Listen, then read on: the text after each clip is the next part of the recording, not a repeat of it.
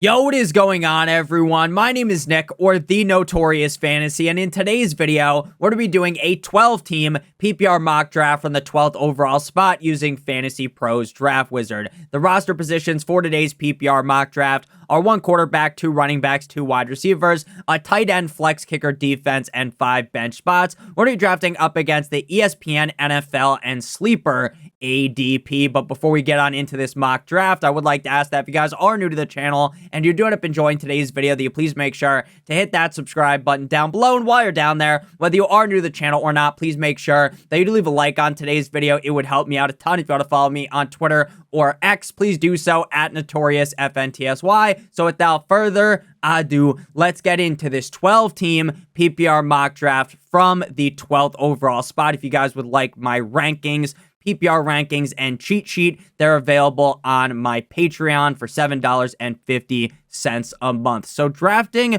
right now from the 12th overall pick feels about as gross as it could get. Now, in years prior, I honestly liked drafting at the 12th spot, right? Being able to go back-to-back Michael Jordan 96-97 on the running back position felt incredible. But nowadays, with running backs being less of a hot commodity inside of the first 2 rounds, it definitely doesn't feel as appealing to draft 2 running backs with your first 2 pick and go double hero running back. Now, am I saying that's a bad strategy?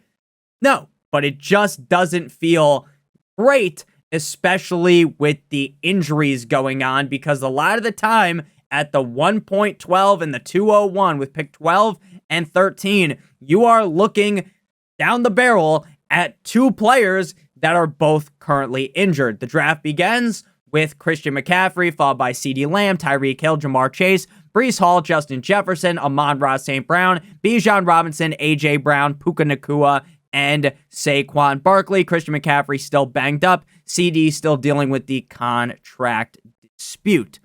1.10, Puka Nacua is currently injured. Now, based upon everything that I have read, Puka Nacua is going to be fine, but obviously it is not very promising to have a player that you could potentially select with your pick being hurt already before the season even starts. Speaking of being hurt before the season starts, Jahmyr Gibbs is currently dealing with a hamstring injury, is expected to be ready in week 1, but will be treated cautiously for the rest of preseason.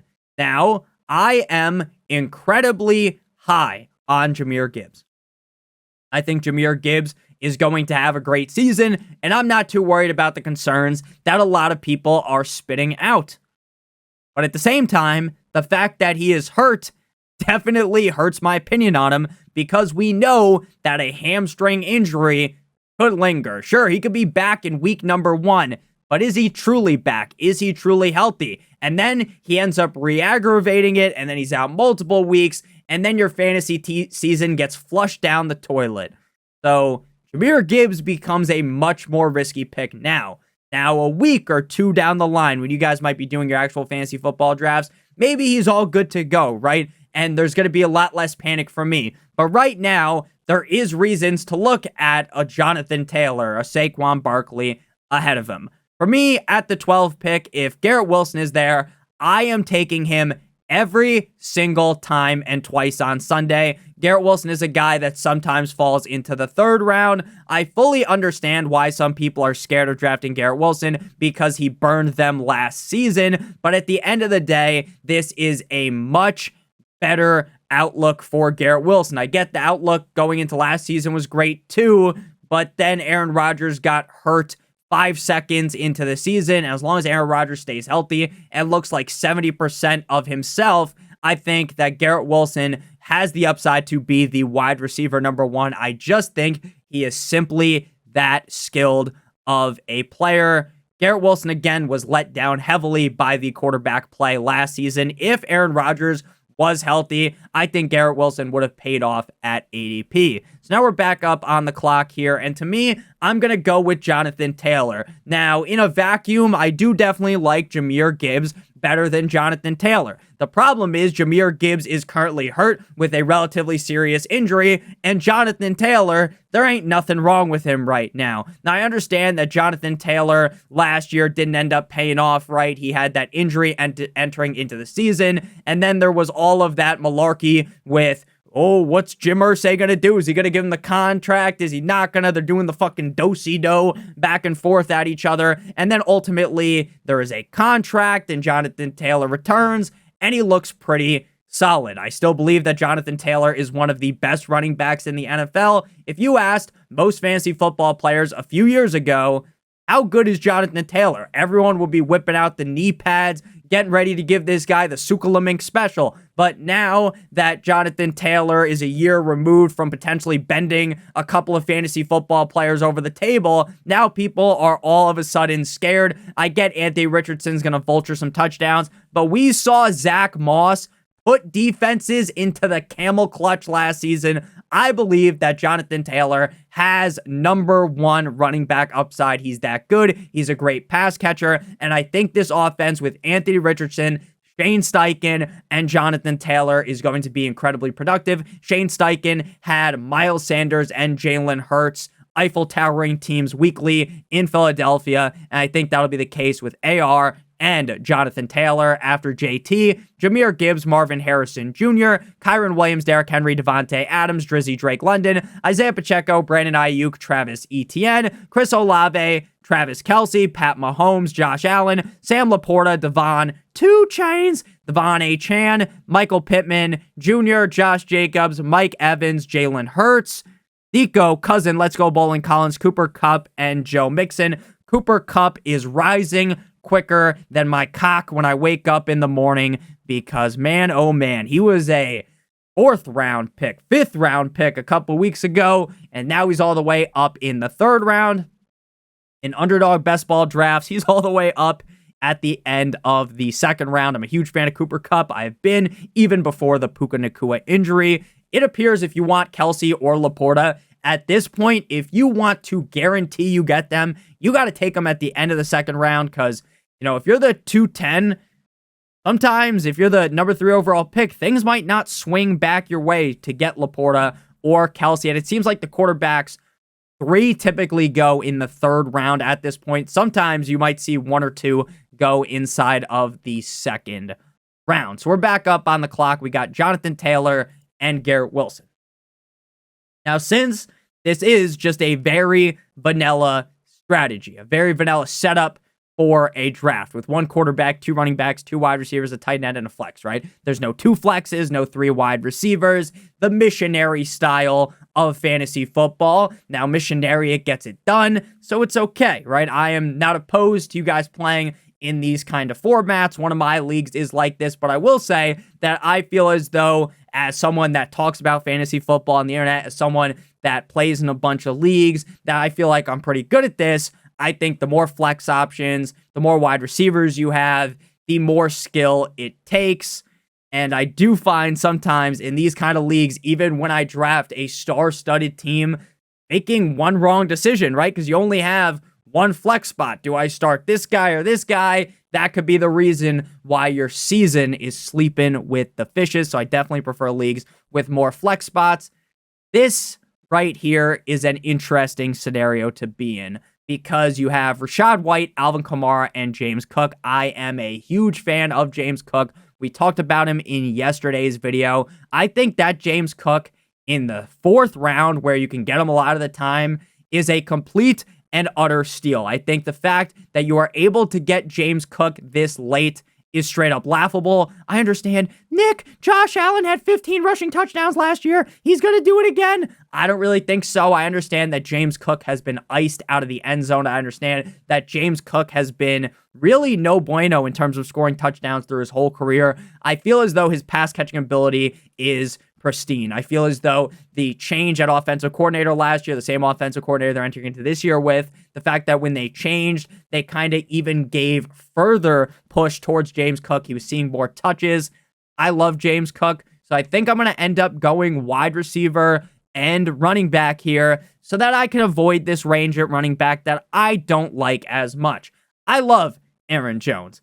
I love Ramondre Stevenson, Dave Montgomery, Zamir White, but I love having a much safer running back, right? I could see, while I love Aaron Jones, I could see the motherfucker week 3, he stubs his pinky toe and he's out for half the season, right? I could see maybe Antonio Gibson siphons enough touches from Ramondre Stevenson for him to not be very good. Either way, we wouldn't even be considering those guys in the 3rd or the 4th round anyways. But now by the time things swing back around in the 5th round, I will feel very comfortable having to lead back. So we're going to go ahead and go wide receiver first. Jalen Waddle, DJ Moore, Deebo Samuel, Devontae Smith, Malik Neighbors, DK Metcalf. So Jalen Waddle currently banged up, dealing with a minor injury. Now, what I will tell you is anytime a player is dealing with an injury before the season, it's not fucking good, right? You would prefer for them to be 100% healthy. But when it's something that isn't super serious, I'm fine taking them. Now, again, if we get to late August, we're knocking on the door for the start of the season, and Jalen Waddle's still hurt. That's like, okay, Mayday, wee woo, time to panic. But right now, I'm not worrying too much. DJ Moore, Deebo Samuel. Now, if Ayuk gets traded, which I don't think is going to end up happening anymore, but maybe he does end up getting traded, then Deebo Samuel is going to be in a 2nd round pick. But I feel fine with Deebo at ADP, but with Waddle still available, with DJ Moore still available, I definitely would rather have either one of those guys. Now, when we're looking at Jalen Waddle, his ranking is 24. He typically falls to somewhat part of the 3rd round. Sometimes he falls later. Sometimes you see him go in the 4th round. A lot of people ended up getting straight up fisted like you were one of Jeff Dunham's puppets.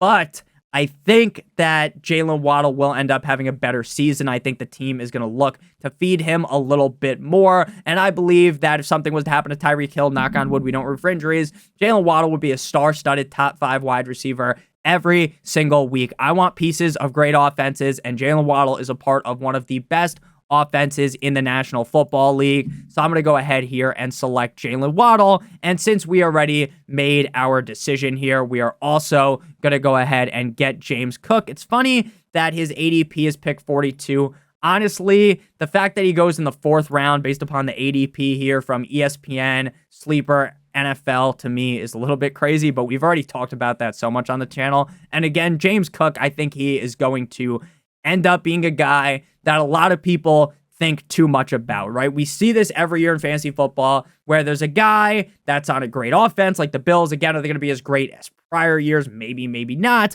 but should be a solid offense, right? We got a guy that's the clear number 1, and we just galaxy brain ourselves away from it because of Josh Allen, right? It's the same shit with Saquon Barkley. People are galaxy braining because of Jalen Hurts. They're thinking way too much. Sometimes you got to just turn your brain off and make the right picks. And I think James Cook is one of those guys. Just turn your brain off. You watched James Cook last year. You saw how good he was towards the end of last season especially.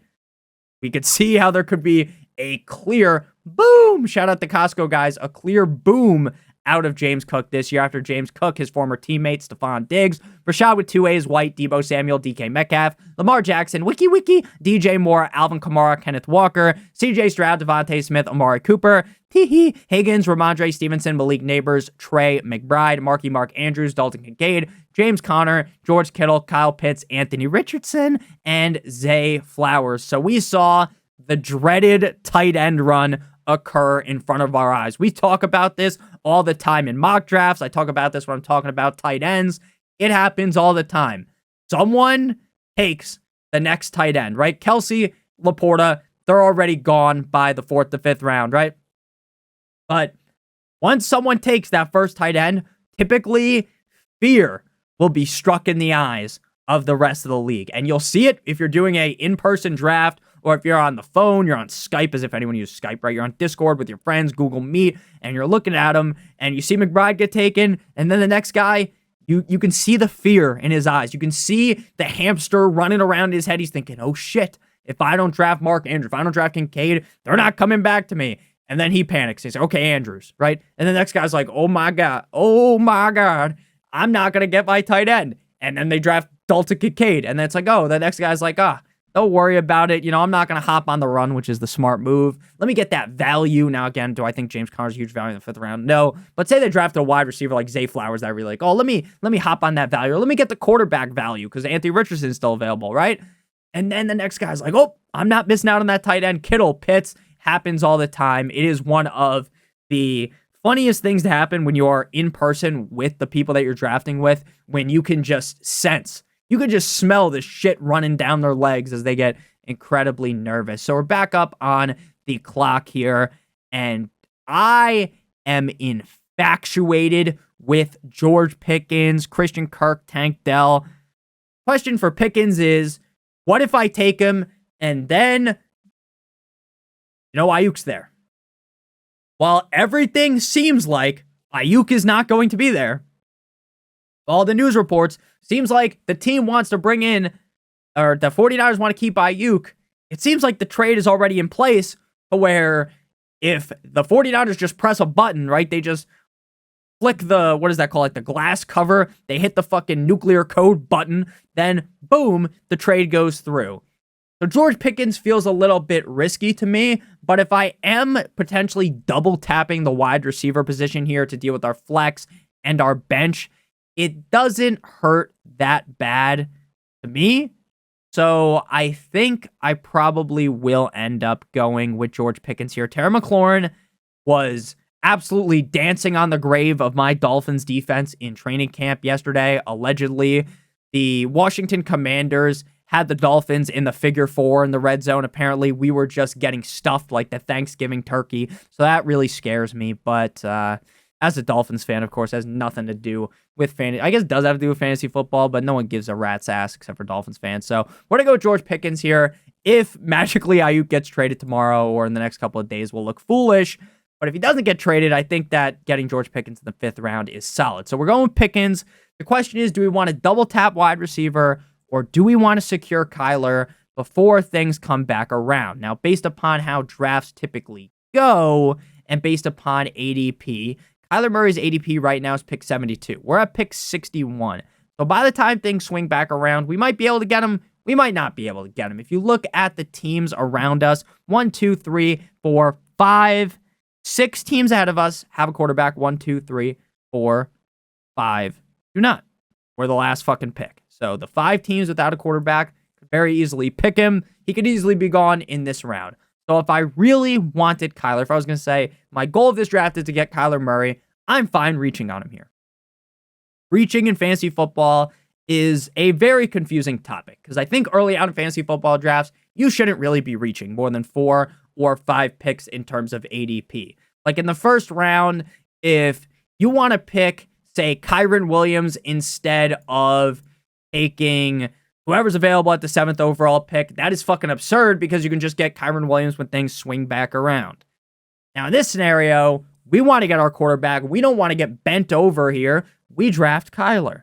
I'm not going to draft Kyler here, though, because I feel like I can get us out of that hole, and we are going to tap the wide receiver button again. I like Evan Ingram, but I am starting to kind of understand that, hey, Evan Ingram's stats really were able to get boosted last year after we saw the injuries on the team, and it's like, okay, that's kind of concerning, and the fact that the guy allergic to the end zone is concerning. Now, I think he's going to be very consistent. I think he's a fine pick, but the upside to be like a top 3 tight end isn't really there to me when it comes to Evan Ingram, whereas Jake Ferguson, a guy you could get later, while a lot of people don't really like to talk about his upside, we saw this guy blow the back out of the Green Bay Packers. I feel like there's a lot of upside there, even though the Cowboys were just getting railroaded in that game. We did see a huge game out of Jake Ferguson. So let's go ahead here and go wide receiver.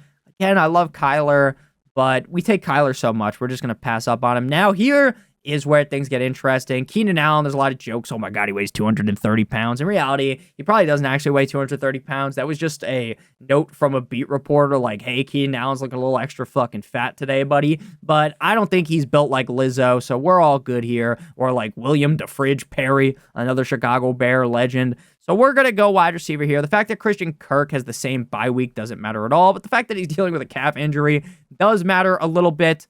So we're going to go ahead and go. We always go Tank Dell. So let's go with, I think we took Terry McLaurin in the last mock draft.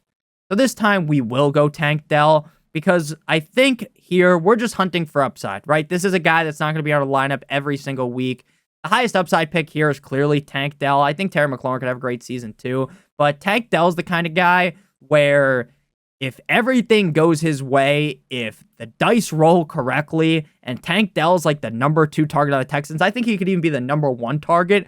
That's a guy that you're like, holy shit, how did I get him in the 6th round? Whereas if Terry McLaurin pays off, he's probably like the wide receiver 16. And it's like, wow, that was a good pick. But like Dell, if everything goes correctly, he's like the wide receiver 8 or 5 or something like that. That's how good he is. So after Tank Dell, Evan Ingram, David Montgomery, A.A. Ron Jones, Calvin Ridley, Raheem Mostert, Joe Shiesty, Dak Prescott, Kyler Murray, Keenan Allen, Najee Harris, Christian Kirk, Samir White, Terry McLaurin, DeAndre Swift, Chris Godwin, Rashee Rice, Tony Pollard, Jaden Riley Reed, Jonathan Brooks, Jordan Love Me Tender, Love Me Sweet, Deontay Johnson, and the Cleveland Browns defense. So Brock Purdy is technically the best player available here, and I do like Brock Purdy. Brock Purdy, even despite coming into last season with a injury that he suffered up against the Eagles in 2022, the playoffs, right? And then he comes in, he's banged up from that, and he has such a great year just a couple months removed from that. I think he could be even better, honestly.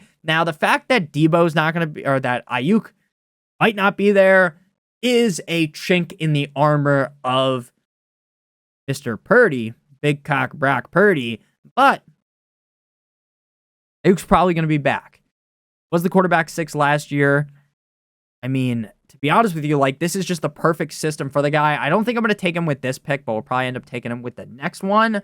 I think we go with a running back here. And while I think Javonte Williams is probably the safer pick, I do want to go with the highest upside pick, and that would be Jaylen Warren.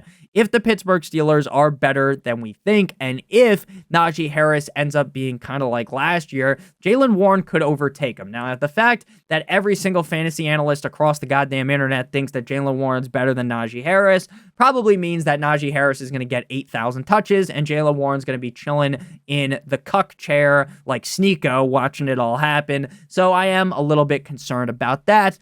But again, we're speaking about upside here. I don't want to take the layup, and we also take Javonte Williams time as of recently. So I try to do things differently in every single mock draft. So we'll go ahead and go with Jaylen Warren here. Looking at tight end, if we don't go with Fergalicious, he's not going to come back. And honestly, then you get into the range of Bowers, who I do like. You get into the range of Freiermuth super late. I'm just going to go ahead and get my guy Jake Ferguson again. I am a huge Ferguson believer. I think this guy is really fucking good. Like, we've seen the big games out of him last year. 20 plus points up against the Eagles, 19 points up against the Seahawks. And this was his first season actually doing anything, right? If you look at 2022, he didn't even play in a lot of the games. So in 2023, as the clear lead tight end, he put up some solid numbers. The Dallas Cowboys are going to be another team that puts up big numbers week in and week out. We're trying to attach our team to some solid offenses, and I think we've done that thus far in today's mock draft. Of course, you can draft players on teams that aren't the best. I fully understand that. You can, but in my opinion, I think that based upon the team that we have, the Colts, I think, will be okay. Not going to sit here and say they're going to be one of the best offenses in the NFL, but I think they could surprise a lot of people. The Bills should be solid. The Jets should be solid. The Dolphins should be solid. Cowboys should be solid. And then the Steelers are a little bit of a question mark, but the Texans should be good. And then we got another Steeler in Jaylen Warren. Now, if my team played out in a scenario where every week I'm most likely playing Jaylen Warren and George Pickens, I would not have picked Jaylen Warren there because I don't want to just front load my starters with teams that I don't love. But I am fine doing it if he's going to be a bench piece, and we could move George Pickens out of the lineup as well. So not even most weeks. Some weeks we won't even have any Pittsburgh Steelers in our lineups. After Jake Ferguson, Christian Watson, Hollywood Brown, 9-inch Nicholas Chubb, 49ers defense, Austin Eckler, Javonte Williams, Ravens defense, Bears defense, Zach Moss, JSN, Bengals, Gus Bus, DeAndre Hopkins, Devin Singletary, Ezekiel Elliott, Jordan Addison Ray, Tajay Spears, Romeo Dunze,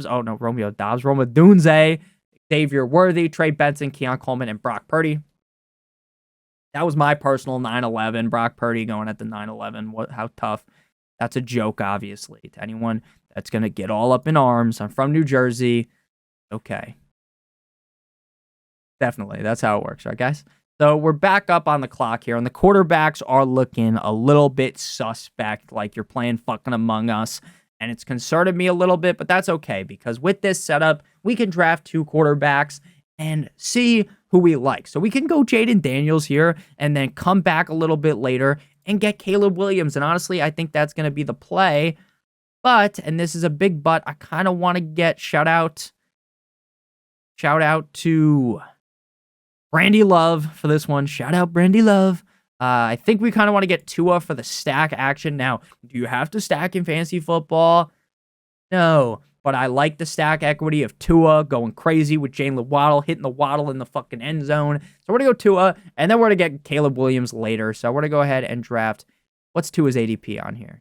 Tua turning the ball over. My boy, Tua Tagovailoa, the left hand of God himself. ADP pick 113. So we're going to snag him here. And then we are going to go. He's going to be available 2 rounds from now. Well, that's not what the ADP is saying, buddy. And while you don't have to be a slave to the ADP, you want to keep things that in mind. Now, how many teams already have a quarterback? Everyone has a quarterback, so technically, I guess he could have came back to us 2 rounds later. But the thing is, I'm drafting as if this is a real draft.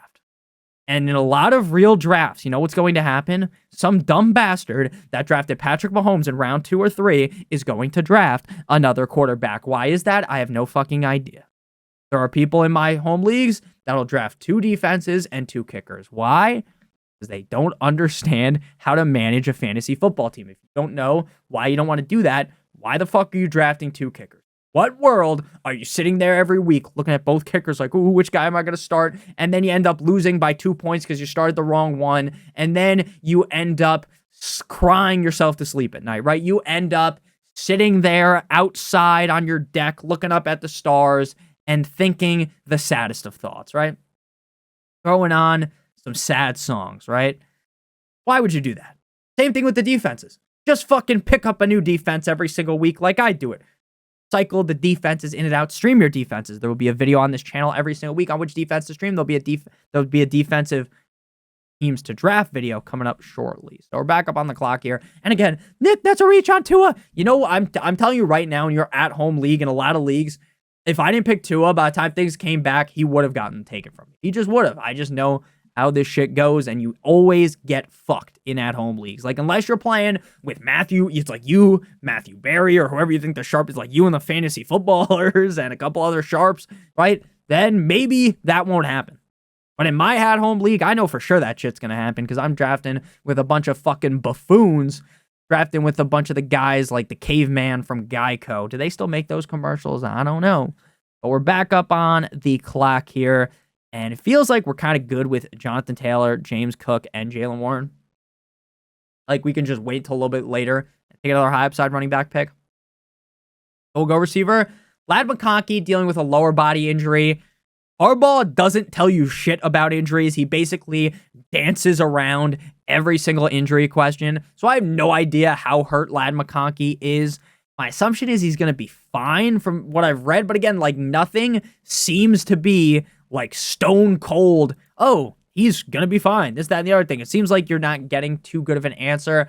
But I do think if Ladd McConkey ends up as the wide receiver 1 on the Chargers, even with them being a super run-heavy offense, with Justin Herbert, the pervert, as the quarterback, that feels valuable, especially the fact that this guy has been super good at Georgia. I just think he's a good player. He's like a real scrappy guy, the type of guy you'd want to date your sister after Ladd McConkey. Cortland Sutton, or date your daughter, I guess.